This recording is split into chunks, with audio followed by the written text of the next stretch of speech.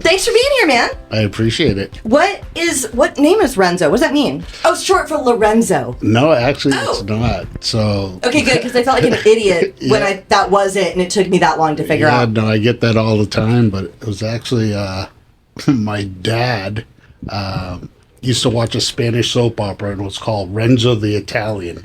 So I was named Renzo. After a soap opera star? After a soap opera. That's actually kind of amazing. It's funny, but my whole family calls me by my middle name, Ivan. Oh. And that's a whole different story, how I became Renzo as an adult. Yeah, you kind of look like an Ivan. And a Renzo. Yeah. So wait, did you ditch Ivan because you didn't like the family connotation? Actually, I was dating two girls at the same time, and both their names are Donna. So the only way I could tell which Donna was by what she called me. If they gave you a different name? Yeah, so I ended up being with Donna for 13 years. Okay, so and she's the Renzo one. Yes. And that's how your name became Renzo? That's how I became Renzo. That's an amazing story. So let's back up to Ivan, actually. Yes. Let's talk about Ivan the kid. So are you from San Diego? No, I'm originally from Massachusetts. Okay. Born and raised in Massachusetts, and my childhood, I would say, was normal. Okay. There wasn't, any traumatic things that happened to me as a child. But looking back now, I can say that my mother did the best that she could as a single parent. Oh, she was a single mom? Yes. Okay. Yeah, so she raised us in Weymouth, Massachusetts, which was middle class, and we were definitely, I would say, the poorest kids that grew up in Weymouth. So I always felt different because of that. More importantly, we were the only Hispanic family. So okay, I was just about to say that. Yeah. Massachusetts, my whole dad's side of the family is from Massachusetts. It's very white. It's super white. So I was actually wondering that. I'm like, wait a minute, is there like a Hispanic community that I didn't remember? Yeah. No, not at all. So my mother raised us in Weymouth, so we wouldn't. She wanted the best for us, right? Yeah. The best upbringing. So she wanted us to go to better schools. So luckily, I was very good at playing sports. So I always excelled when I was in school. And it's probably like when I was in junior high, I started to dabble with a little bit of alcohol here and there. And it was more because I was playing on sports teams, and most of the kids were older than me, so they would invite me to hang out with them on the weekends and whatnot. And, it just progressed, right? Okay. So the first time you did anything, it was alcohol. You drank? Yes. Okay. Yes. I was probably about 11. And that progressed to like when I was 13. My mother actually she was on a trip going away for the weekend, and she actually forgot something. So she turned around, came back to the house, and I was 13 and a half years old, and I'm in the shower with this girl, and she was 16, and the shower curtain opens. My mother starts hitting me with a broomstick. And this should be a scene in a movie. This should be a scene in a movie. Yes. You were 13 and you were in the shower with a 16-year-old? Yes. So my mother, she told me that I was going to go live with my father in New York. Okay. I'm like, all right, cool, New York. I'm going to finally meet my dad. And you had never met him? No, I think I might have met him when I was like 3 or 4, but didn't remember the person per se. So he named you after a soap opera star and then just left you to deal with that life. Right? Awesome. He bails. But so my mother tells me we're going to go to New York, packs all these stuff, and we go to New York, but she takes me to JFK Airport, and we ended up going to Ecuador.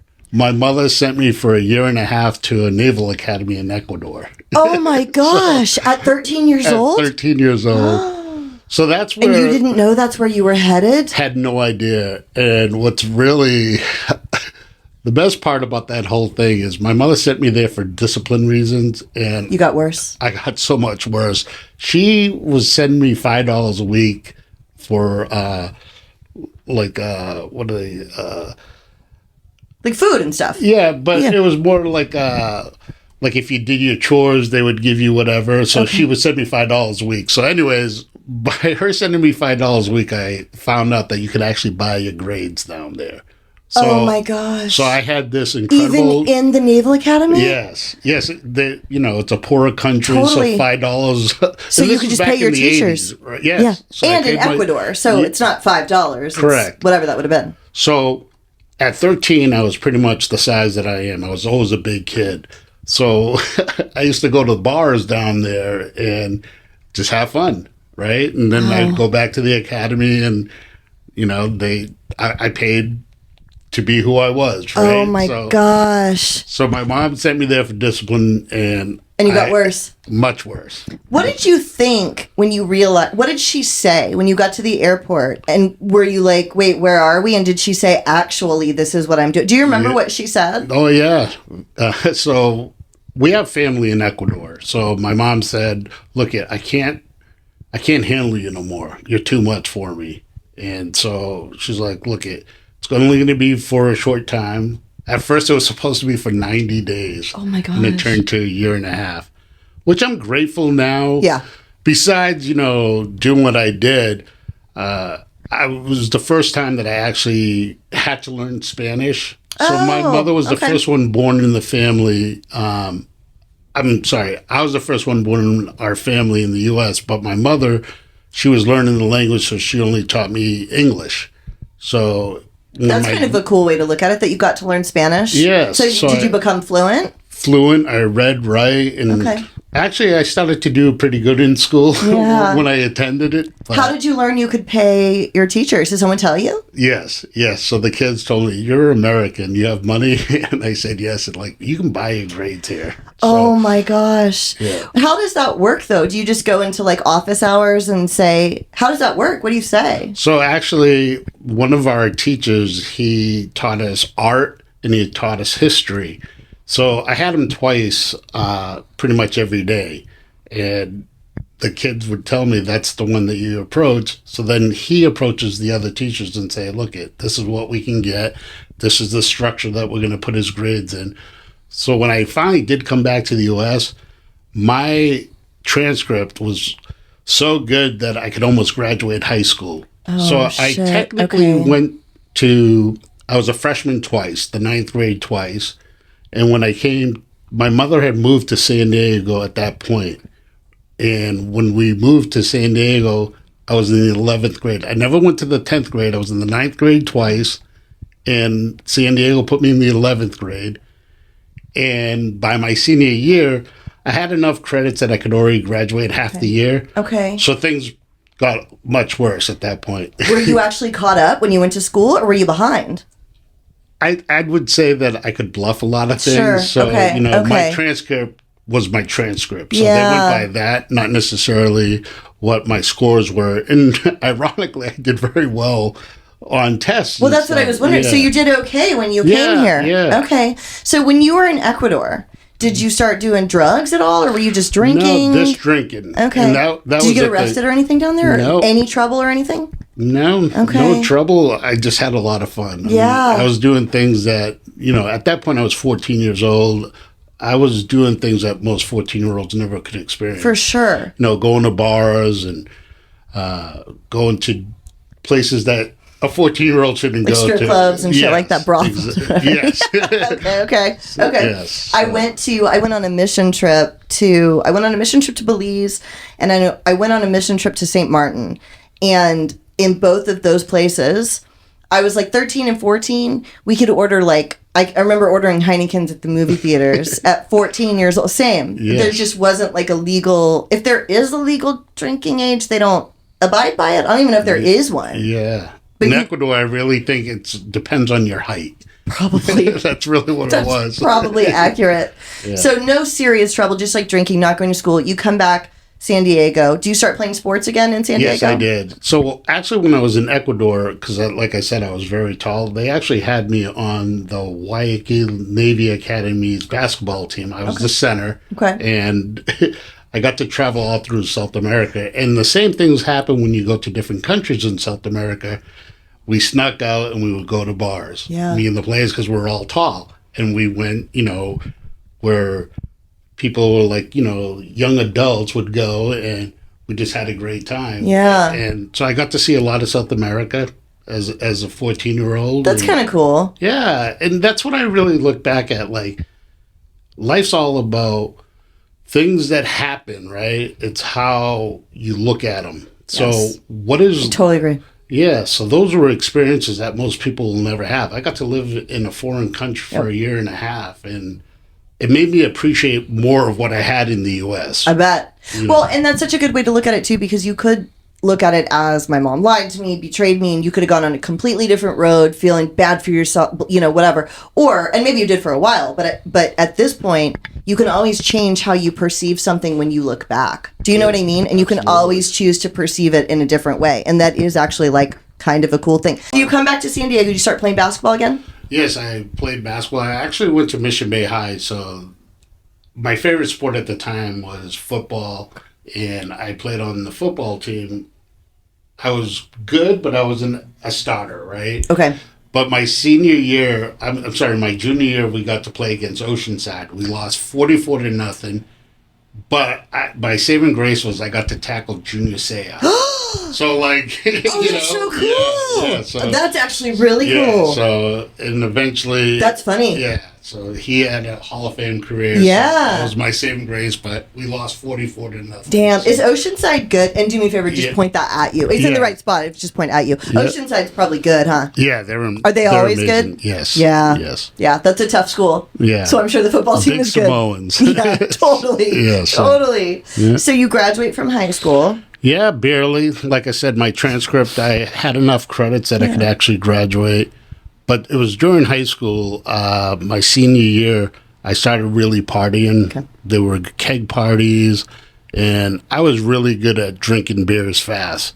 So they would take me to San Diego State, go against some college guys to see who could drink the fastest, and I would make money by doing that. I could actually open the back of my throat. So I could... And just dump beers. I could drink beer faster than some people could shotgun a beer. Okay. So I started drinking, partying per se, but it was to make money. Okay.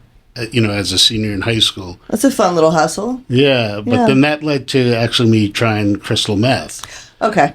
So that's when things really changed. Sure. Right? How old are you the first time you do crystal meth? 17 was the first time that I started doing meth, and things progressed. I graduated high school, enrolled at Mesa Junior College. I was like, yeah, I'll take some business classes. And then Mesa Junior College politely asked me to leave. I wasn't a good fit there.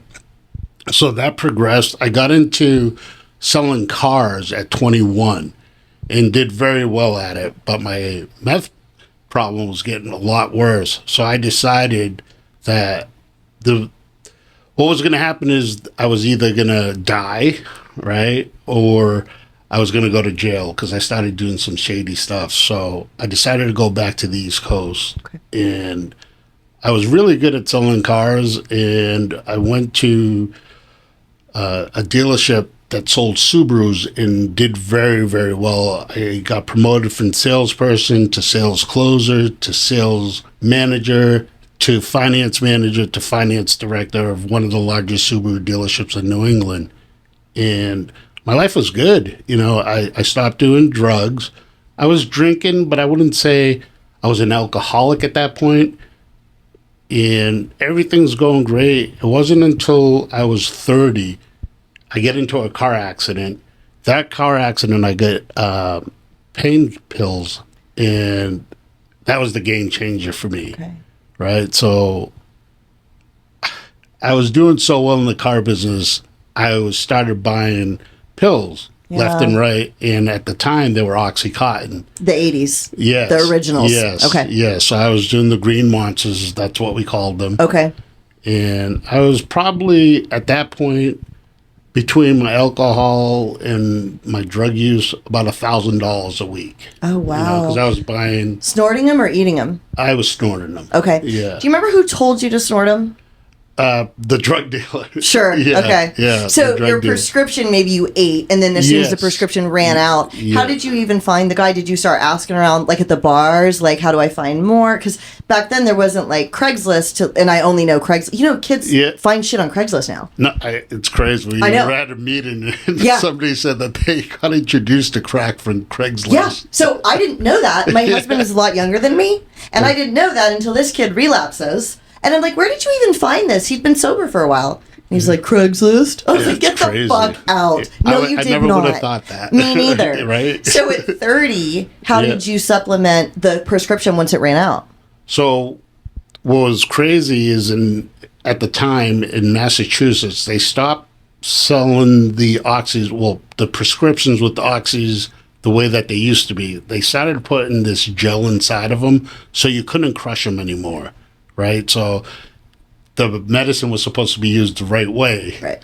So everything had dried up. Like I paid at the time, the 80s were going for $120. Oh, wow. Right. So you were paying more just because there was none of them, and so I bought as many as I possibly could. I think I ended up paying maybe I think I bought like 100 of them. Right, and that lasted me about a month. If that. Okay. So once that went away, I was strung out and didn't realize it. I was like, and I would always justify and say I'm not an addict because I'm not shooting up. Right. I just snort stuff. And you were hurt. You were actually. Yes. Did the injury stay with you for a while? Like how bad was the accident? The accident was, I broke my collarbone. Okay. Right. And dislocated the collarbone, but they had to remove what they called the AC joint in my shoulder. It was just the cartilage around there had torn, so they had to remove it. So that's where the pain came from, but I could fake it like it was a lot worse, so I could get more and get more. So it was bad, but it wasn't like a life-altering, you're going to live with pain forever thing. Exactly. Okay. So I decided at one point that there's nothing around, and I decided to eat a ghost pepper and went to the emergency room and faked appendicitis so they could prescribe me pain pills. Right? So. Did you have this surgery? Yeah, they removed the healthy appendix. Are you serious? Wait, how did you even convince them of this? Appendicitis, if you have any symptoms, they have to remove it, because if it explodes inside of you, right, if it ruptures, you can die. So, did they x-ray you? Nope. No way. No, it's just the symptoms. You tell them where the pain is. And you voluntarily went into surgery? Yes. Oh my gosh. So I could get pain pills. How old were you when you did that? I was 32. Oh my gosh. Yes, I was 32. And here's the funny thing, which is very ironic now. The person that performed the surgery on me in the state of Rhode Island, because at the time I was living in Rhode Island, I had sold his family many cars. So in Rhode Island, you have to do like a per diem once a year as a doctor, work at a hospital, do surgeries and whatnot. And he happened to perform that surgery on me. So when I find out that it was a healthy appendix that was taken out, he prescribed me more pain pills. And that I carried that for about 6 months. Just for an appendix, and you're not supposed to get pain pills, but you're not. You're not. So wait, he did you a favor? He knew it wasn't legit, and he did it anyways because you had sold him cars. Yes. When did they realize it was healthy appendix? When they saw it? Oh, yes, absolutely. Oh. Absolutely. But they took it out anyways. Well, yeah, because, like I said, I had the ghost pepper, so I go into the emergency room sweating and complaining. My gosh. So I had the symptoms, right? Okay. So they decided, so... So did you and he have a conversation where afterwards he was like, check it out, I know what you're doing and I'm going to help you out anyways? Eventually, yes. Okay. So... At first, I said, well, I have this stomach problem, and then they did all different tests to see if I had different stomach ailments, right? So maybe that's what led to the appendix or whatnot. So I got to fake it for about 6 months, and then that connection ended, right? Okay. And that's when I was introduced to heroin. Okay. Because there was nothing on the street, and there's the justification, right? Like, I'm definitely not an addict yet, right? Like, I'm not a junkie. That's the word I kept on saying. Yeah. Even after you voluntarily had your appendix removed, you still didn't think, maybe I have a problem? Did not. How did you justify that? Oh, I really actually need the pain pills. I had to do that. Yes. Okay. Yeah. And, it's crazy. You look back now and it's like, that's pretty stupid, right? Well, but the justification, I understand. Like, I'll never forget, in Oceanside. So I was homeless in Oceanside for a long time, and I was hanging out with this kid, and we were strung out junkies, full on. And we were going to go rob this house. And I remember he looked at me. He was kind of young, and he was like, I don't want to do this, but we have to. And it was like he read my mind. And I remember looking at him, and I was like, I know, but we actually have to. We actually have to. I don't want to either. And I believed it. Like, if you hooked me up to a lie detector test that day, I'd been like, Janine, is there any other option for you today other than robbing this lady to get some heroin? I'd have been like, no. I have no other option. And I would have passed that lie detector test. I believed it. Yeah. Mm-hmm. Oh, I totally understand. I would have passed the lie detector test telling you, yeah, that was my only option. So I do understand, actually. Yeah. And it's crazy. It's like we cross these boundaries that we say we never would cross. Once you cross that boundary, everything's off, right? Like, there's no rules now. I've already done that. Yeah. And that's how it was once I started doing heroin. Okay. Did you shoot it the first time? Oh, it's powder. It's China White out there. So did you snort it? I just snorted. Okay. I hate needles, so I never did that. Oh, you never did? I never shot up. So, and there's my justification, right? I'm not a junkie because I'm not sticking a needle in my arm. But I was doing heroin every single day. Sure. So, like, we can convince ourselves of anything. Yeah. Right? So... Were you still selling cars during this time? Yes. So you're still working this whole time? I'm still working, and I was pretty functional until once I started doing heroin, though, I lost that finances director's job. So I just became a salesman again. Less responsibility, could always hustle, could always sell cars, and did well. Okay. Did extremely well until I did it. Yeah. Right? Like, now the heroin's just like, that became my higher power, for sure, right? So I'm 40 years old. I decide to, actually, I was doing that for about 7 years, right? Doing heroin and selling cars? Doing heroin and selling cars. So wait, were you able to stay well every single... Because what would happen to me is I could still teach, but I wouldn't be able to buy something that day, and I would have to call out from a class because I was sick. But selling cars is a little bit more... Do you have a schedule, or do you go in when you want? So there was a schedule, but I was very good at what I did. Okay, so if you weren't there, they're like, whatever, Renzo will be here tomorrow, and he'll probably sell a Lexus and whatever. Yes. Or Subaru or whatever. And normally what I would do, too, is if I was close to having a customer sold, I would know that if I call him and give him an incredible deal, he'd come to the dealership, buy a car. So as soon as I walked in, the manager was like, hey, can we talk? I'm like, no, I'm actually selling the car. We'll talk afterwards.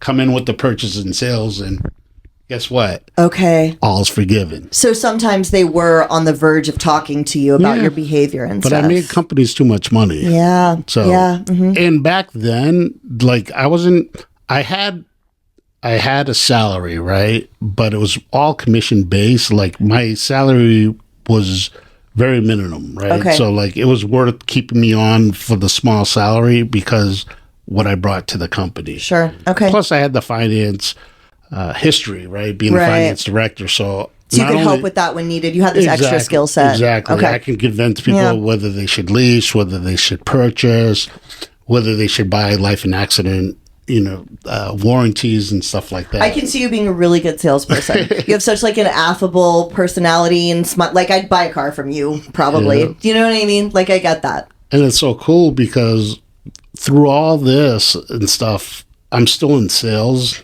right? Now I'm selling recovery because I became an alcohol and drug counselor. Oh, that's cool. And that's a really good way to look at it. Yeah, so, and I know we just skipped a lot. But I like that. But I like that. Yeah. So that to me is like, so once I got off of the heroin, right? So I decided to move back to San Diego. My mother was at the time 65, and I told everyone I was going back home to take care of my mother. The truth is my mother took care of me, I came to San Diego, and I was strung out, and my mother thought I was just sick. Did you bring dope with you, or you came to Yes. kick? Oh, you brought some. I brought a little bit, but I kicked on my own. Okay. Yeah, so that was tough. Wait, is that your actual sobriety date? No. Oh, okay, no. all right, okay. I've had many, many different sobriety dates. Did you know you were going to get sick, or had you managed to stay well for so long you didn't really know what was going to happen?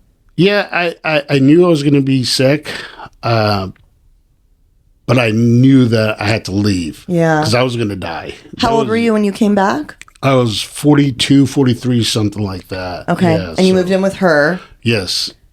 How long did the dope last that you brought? Probably about 2 weeks. Okay. It was about 2 weeks, and then after that, I was sick for about a month or so, to truly, because I did it on my own. Yeah. And then that's when drinking, those started. Okay. So I switched from one thing to the other, and I became a true alcoholic at that point. And got back into the car business, did very well. Once again, I didn't want to be a manager. I just wanted to do my thing, and was doing really well. And I started missing work, and one of the owners of a dealership that I was working for brought me into his office and said, "Hey, look, I'd like to send you to rehab." He was like, "You're a great salesperson. We love having you here, but we can't have you here this way." He shared with me that his younger brother was an alcoholic, and he tried to help his younger brother for a long time, and his brother passed away. And I don't want that to happen to you. Mm. So they sent me to rehab. I do really well. I actually got 9 months of sobriety, right? And I relapsed. I tell work that I relapsed. They send me back to the same treatment center. Wow. And what was the treatment center? It was the McDonald's Center. Oh, yeah. Okay. Yeah. Okay, so that's a good one. Yeah, it was really good. That's where Sharp is, the detox. Correct. I've gone to that. I went to that Sharp detox once. Oh, okay. The detox is like kind of fun. Yeah. Yeah, I went there had for a 5 great days. time. They had an ice cream machine. Yes, I love ice cream. So. Me too. Yeah. I remember being like, this is not bad. This isn't that bad. Plus, they put me on Suboxone, which was a whole other fucking nightmare for me after that. Yeah. But it was easier than I thought while I was there because I was on Suboxone. What made them think you had an alcohol problem? Do you know the manager? Well, I wasn't showing up. It was clear. Yeah, it was pretty clear. Okay. And, I reeked at one point. Sure. Okay. Yeah, so they could tell. Okay. But once again, I was setting store records as a salesperson. So it's incredible how, if you're good at something, how people can look the other way. Yeah. Mm-hmm. Yeah. Yeah, especially if it's money. If it's making them money. It's making them money and whatnot. So after I had relapsed that time, I remember my sponsor telling me, he's like, "You haven't surrendered yet." And I was like, "What are you talking about? I've worked the steps. I started sponsoring people. I relapsed." He's like, "No, you're the guy that's in the ring that's getting his ass kicked. Throw the towel in, dude. Just throw it in. Surrender." And my feelings were hurt, right? I was like, "What are you talking about?" But it stuck with me. That stuck with me for a long time. And then I stayed at that job, worked there for a year, stayed sober for the year, gave the owner of the dealership my 1-year token. And we had a moment. He cried, I cried. And it was like, I worked that year, not only for me, but for that man, because he gave me another opportunity. And I stayed sober for 2 years, actually. Okay. Then I relapsed again. And you know how we were talking about Chris?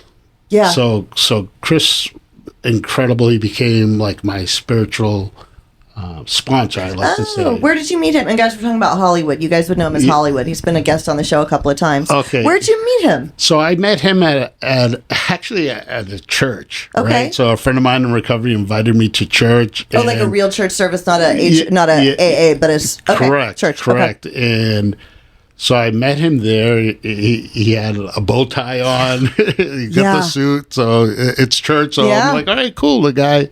But Little do you know he wears that suit and bow tie like every day. Every day now. Church or not. Yes.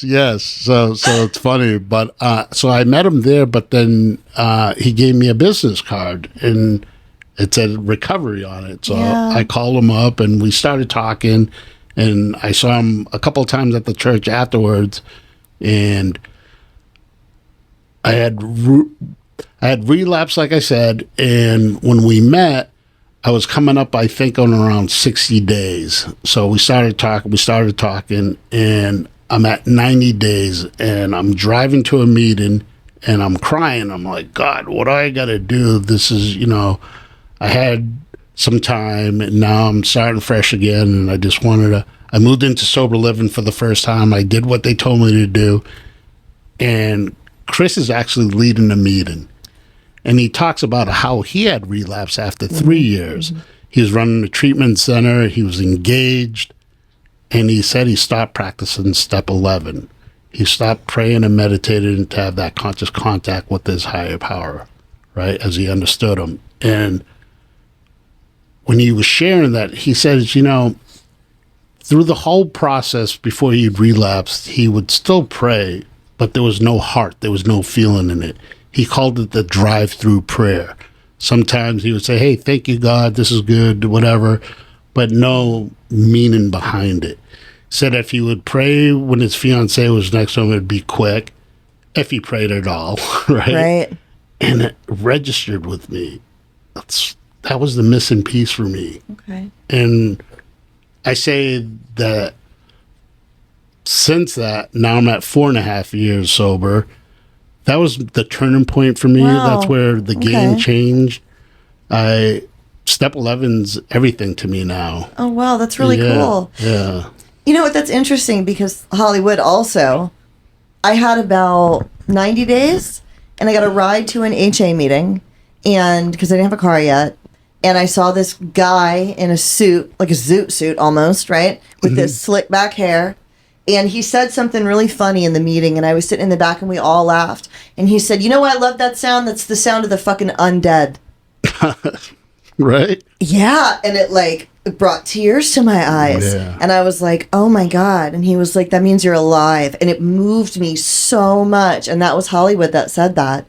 And he's part of this for me too. That's crazy. I actually didn't know that. I knew that he had asked you and I to both speak at that Sobriety Rocks thing, but I didn't know his relevance in your life at that level. And that's pretty cool. Those are those ripple effects. Totally. Because you're sharing it with me right now. Yeah. We met. Yeah, he's right here. Carrie was here a couple of weeks ago. Yeah. Guys, Carrie was the guest that y'all loved, whose husband shot himself on New Year's Eve. And then she finally met someone else.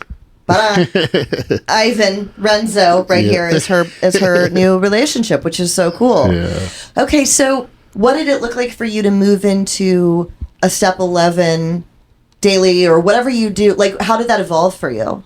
So every single day when I wake up, Carrie knows that for the first half hour of the morning, she'll go downstairs and make us coffee, right?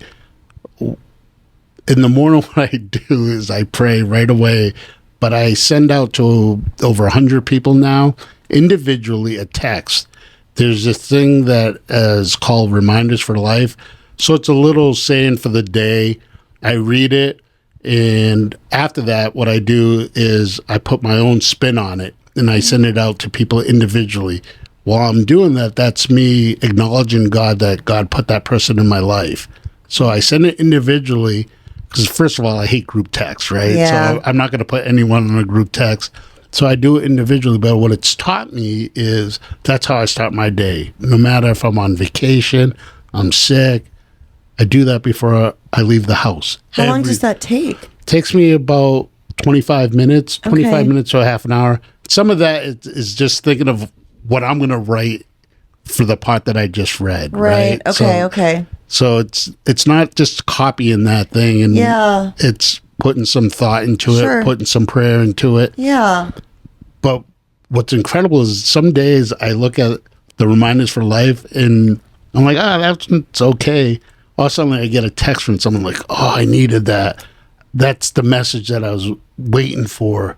Thank you so much. And that's we never know what we're going to say or do that can help someone. Totally. Right? Totally. Like, totally. It's not always about us, which I know seems obvious, but isn't. Like, this should have been so obvious. I owned a studio during COVID, and forever. I had it for 3 years, and I was like really happy to own it, right? Because I'd started with 19 Days Clean, and then I owned it at 4 years, and it was like this great story, like this recovery story, you know? And I'm like, you know, it's this whole thing. And then COVID happened, and I ended up selling it 3 years later. It was a great experience while it was happening, but it's one of those things that when I look back, I'm like, why did that happen to me? Like, most things in my life, I can look back and say what the benefit was.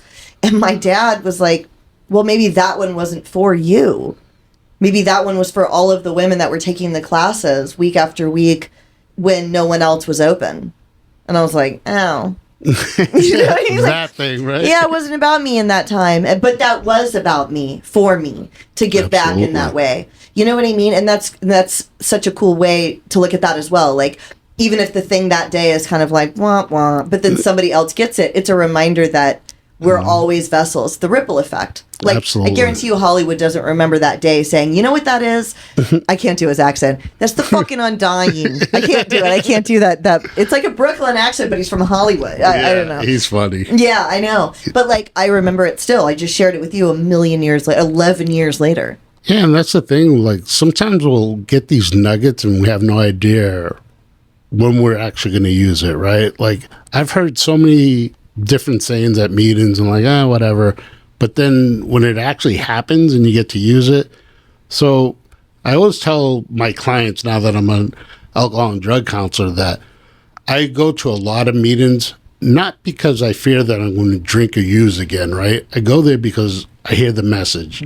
I hear the solution. I hear how I can actually live life today sober, right?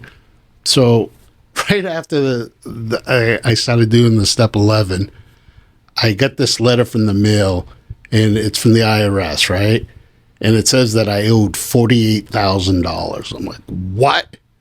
So I go to a meeting, and I truly, it was in my mind I was going to drink that day. I was like, I'm going to drink today. I have to go to a meeting, and I'm going to share. Right, so they do the burning desire at the end. I'm like, you did the burning desire? I did the burning desire, right? And I shared that I just got this letter from the IRS that I owe $48,000.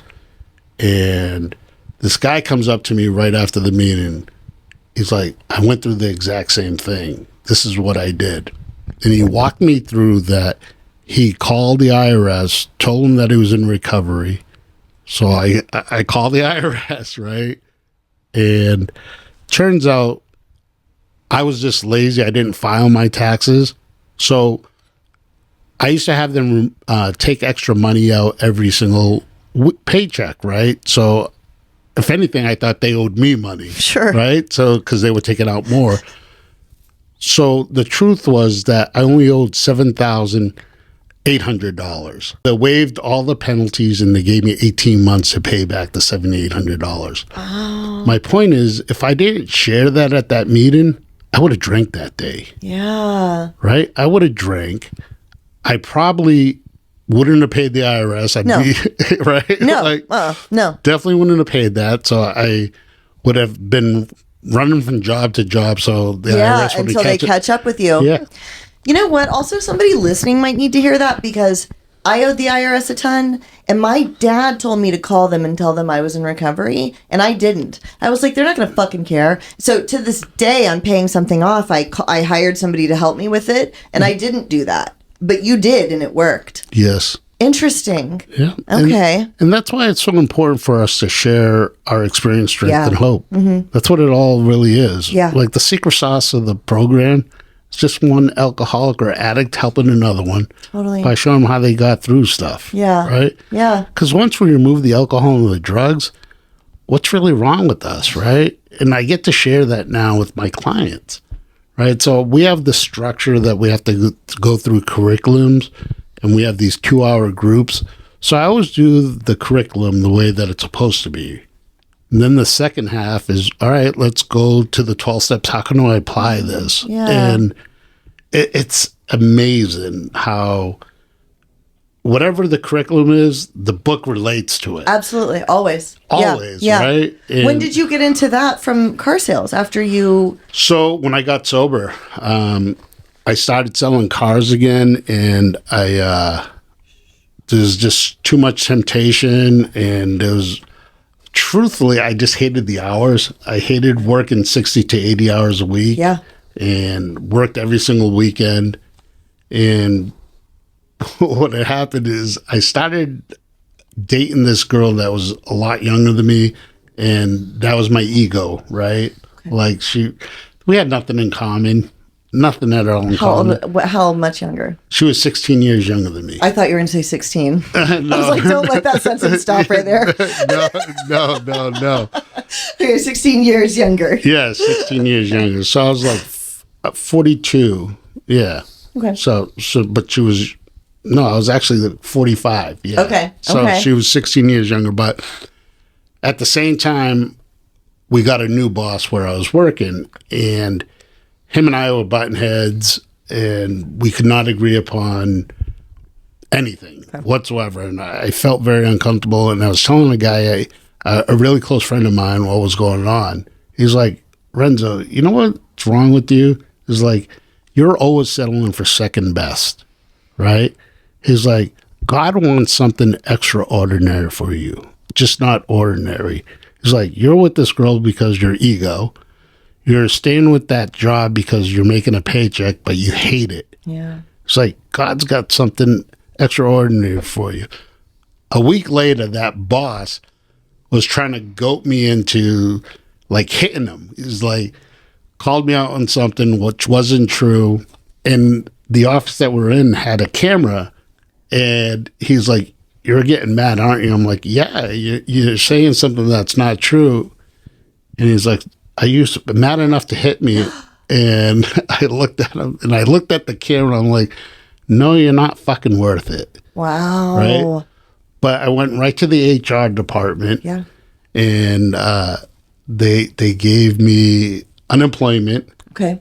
And that's where I decided to go back to college. Oh, that's awesome. Yeah, so it was all that. My friend telling me that God's got something extraordinary. This guy does that to me. Yeah. And that propelled me going back to school. That was a whole different thing, going back to school. I'm at 45? Yeah. So, what school did you go back? Back to Mesa? Where did you go back to? I went to San Diego City College. Okay. So, and it's amazing, right? So you go back to school at that age. I'm like, I had so much fear. First of all, I barely got through school, right? Yeah. And going back to school, I was fearing I was going to be the old man on campus. I'm not going to understand. You know, like I said, I really didn't like school besides having fun, right? Yeah.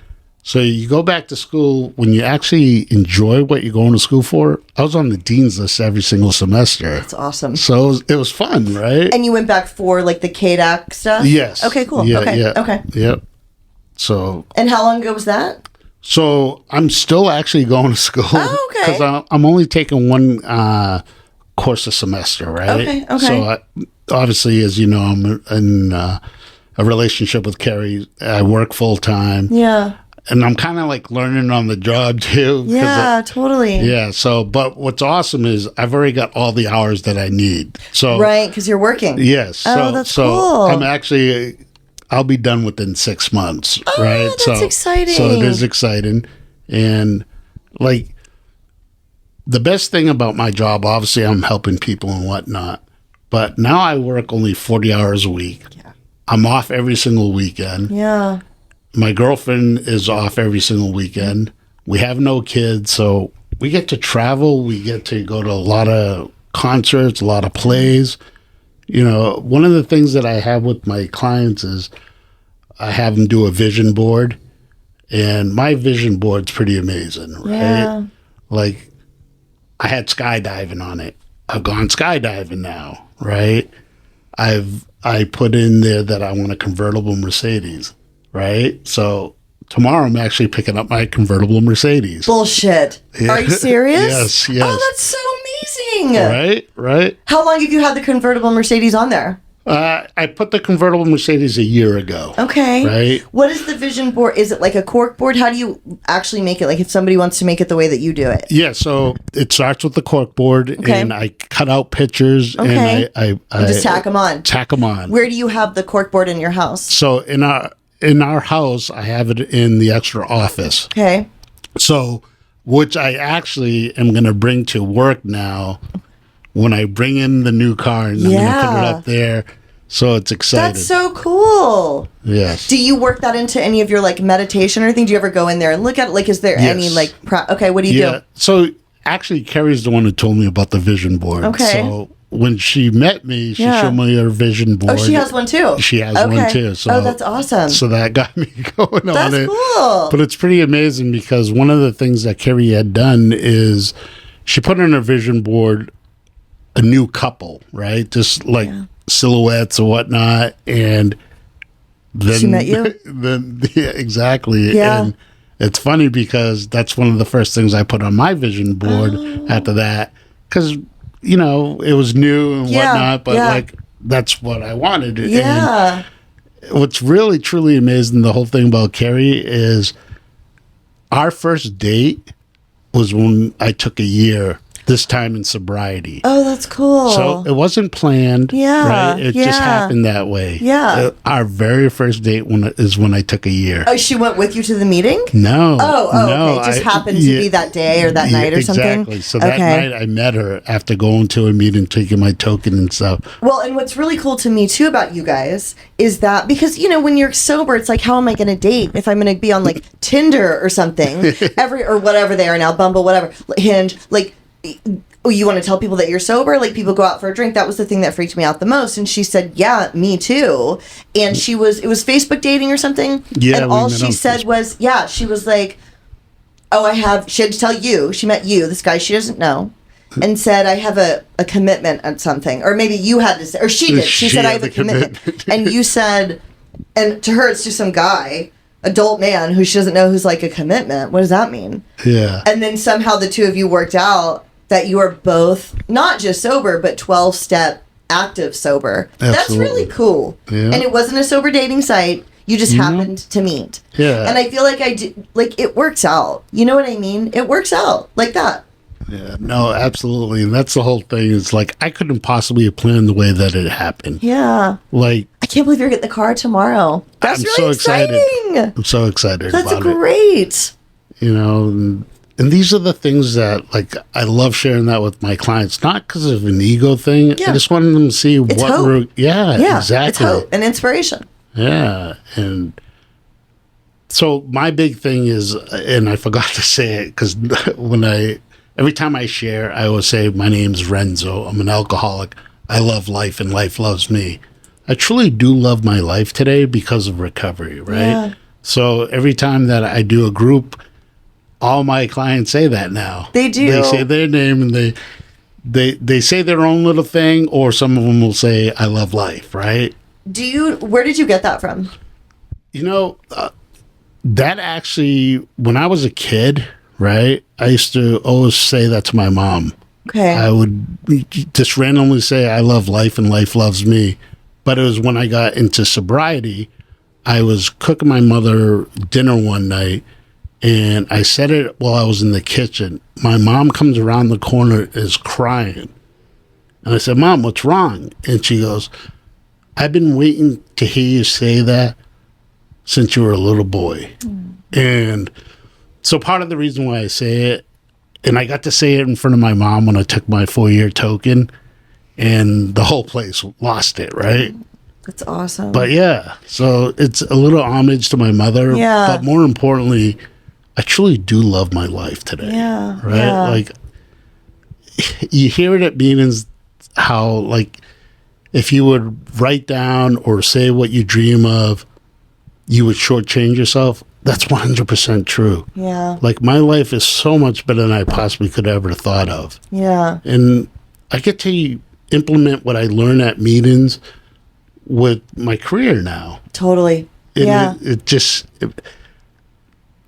I get paid to do what I love. Yeah. Right? And like change people's lives. Yeah, it's amazing. I make half the money I once made. Well, that's what I was about to say, though. Okay, so actually, I have a question personally for me about that.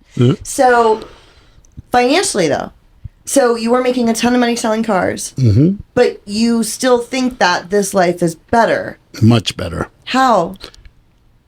Because I'm living life now, right? And you weren't before when you were working all the time? Yeah, I was existing. Yeah. You know, it was nice. My ego liked it, Yeah. right? Like having things. More importantly, though, what it's given me is I know what my worth is now, right? For the first time in my life in recovery, I know God's intention for me, right? My higher power, whatever you want to call it, right? Yeah. Like, I honestly believe that I have a gift of selling, right? So that's why I said now I sell recovery, because all it is truly is a human connecting with another human, right? Our whole purpose here for me in life is connections, right? The opposite of addiction is connection, right? That's what I lacked when I was an addict, right? Yeah, totally. I wanted to be by myself, do my own thing or whatnot. And now my new high is connecting with other people. Yeah. Like your dog right now knows you love your dog, right? Not because you're speaking, just because you're showing love, right? Yeah. Like that's the one language that people, doesn't matter where you're from or any animal, know, love. That's right? true. Yeah, totally. So that's what recovery's truly taught me. Yeah. Right? Yeah. I love that. That's totally true. Yeah.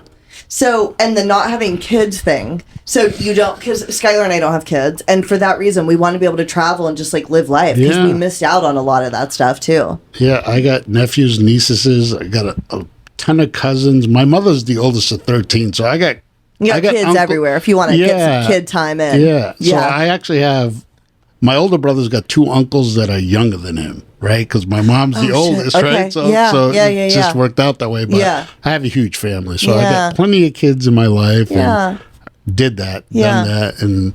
But it just worked out. And Carrie doesn't have kids. So we get to do what we want to and enjoy it, right? So I've never actually asked somebody this. What is your favorite, but I don't know why I'm feeling like asking you this. You know how we have all of the sayings like, living like God, one day at a time, just for today, I guess that's an NA one, but you know, all those things, progress and perfection. What is your favorite of those and why? I would say contempt prior to investigation, right? Because I was very judgmental. I would always... The simple things of not trying foods, right? It was contempt prior to investigation. Like, I'm not going to like that. Like Indian food, that's going to be horrible. It's amazing, right? The flavors that they have and stuff. But sushi, I didn't want to try it. Like, no, I'm not going to like that. How do you know if you don't try it? Yeah. So contempt prior to investigation is a big one for me. Now that I get to actually experience things, it's amazing. That's cool. So that's one that you like, that you apply like to life also. Yes, absolutely. And do you have a favorite step or a step that's impacted you the most? Step 11. Oh, right. Yeah, sure. So step 11. Okay. Obviously all the steps, but step 11 is my game changer. Yeah. Right. So having that conscious contact. And that word conscious means you're actually making an effort. Right? Like you're consciously seeking God. Right? Oh, okay. Yeah. I like that. Yeah, so it's not so it's not just conscious connection in terms of like I'm really aware of it. Yeah. It's conscious, like I'm consciously trying to do something. Mm-hmm. Okay, that seems obvious now that you say that, but I don't think I've ever thought of it that way. It's actively making the effort. Yes. Okay. Yeah, and you know, someone broke it down to me that way. Yeah. You know, and you know, on how it works at the it always says rarely, I mean, with complete abandonment. So a friend of mine broke that down to me, and when the part that says complete abandonment, what's the sentence where it says that again? It's towards the end. Okay. Yeah, I don't remember it offhand. I'm trying to remember it myself, but Rarely have we seen somebody fail that's not. Yeah, but at the end of it, and it says like okay. we turn over our will with complete abandonment. But that part saying complete abandonment, that means that we're turning everything over. We're not holding on to things that we still want to, right? We're going to completely trust God and we're going to give him everything. Okay. Right? Like my thing was I'll give you certain things, but I want to give you everything, right? Like our character defects and stuff like that. I still hold on to a lot of that. That's where I'm consciously trying to work on myself today, right? That's like when that guy said you didn't surrender. Yes. Is that kind of what you mean by that? Okay. Yes, so can you give me an example of something like that you feel like you weren't really surrendering? So with me, going back to contempt prior to investigation, I was still very judgmental. Like I would try to, if I was at a meeting and there was somebody speaking, I was like, tuning them out because this guy's going to say this and that, right? So that happened with this particular person that I did not like at meetings.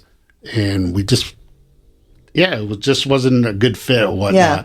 And my sponsor at the time told me, he's like, you should pay attention because the reason why you don't like him, he's a reflection of you.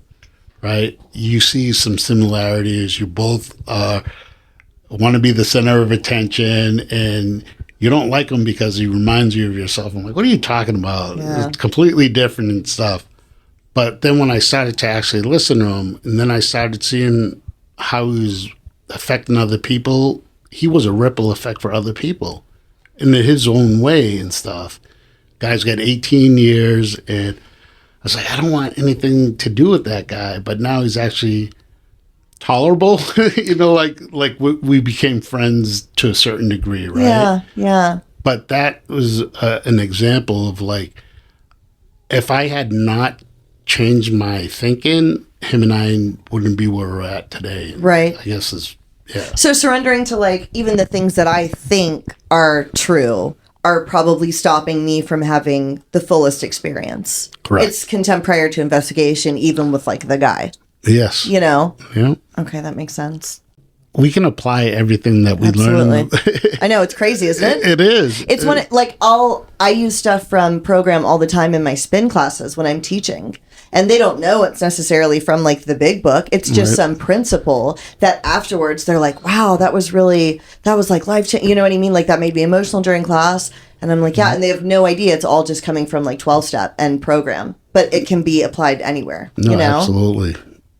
And the crazy part, right, is the greatest gift that my addiction gave me is the program, right? Like how I can handle life today. So I look at people, the normies, what do they get to rely on, right? What's their outlet now? Right. Like they don't have the 12 steps, right? They don't have connections. Like you and I, we spoke at the same thing, but there's a connection right off the bat. I don't have connections like that in the outside world. Yeah. But one thing that there's automatically all the walls are brought down, right? There's nothing that we understand each other, right? Yeah. Doesn't matter. We've gone through the struggle. And that's what I tell my clients. I'm like, the beautiful thing about you sitting where you are right now is you already got through the shit. All that bad stuff, you're here right now. Doesn't matter. Yeah. Right? In recovery, we get through all that shit. And it's what we're going to make from that point on. And that's the beauty of it. Like, the greatest gift that I have as a counselor today is when I give them their certificate when they graduate out. But then when they come back and do H&I panels, and to see that, it's like, you know. Totally.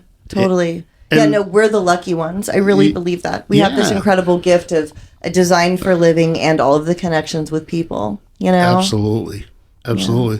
So Hazleton, the books, they're made in Minneapolis. So what they did is they actually started integrating the 12 steps through the 6th grade through the 12th grade. Oh. Yeah, so they really? did it in public schools? In public schools. Oh, that's so their cool. theory, they've been doing it now for, I believe, 15 years, right?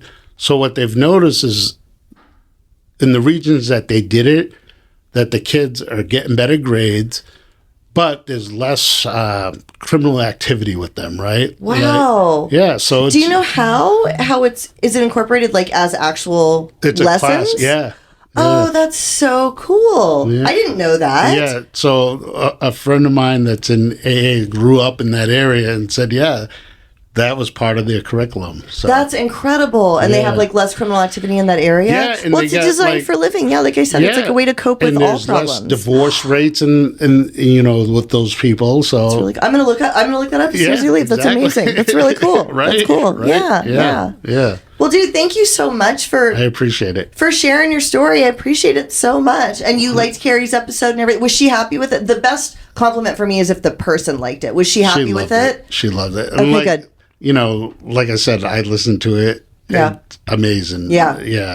There's a lot of weight, right? Yes. Like, how do we, grief? Like, how do you deal with grief, right? Yeah. Like, the way she described it was really beautiful, I thought. Yeah. Yeah. So I'm learning from her. Yeah. That's what it's all about. That's so cool. Right. Well, thank you so much, man. I appreciate this so much. I appreciate it. Thank you. Thanks.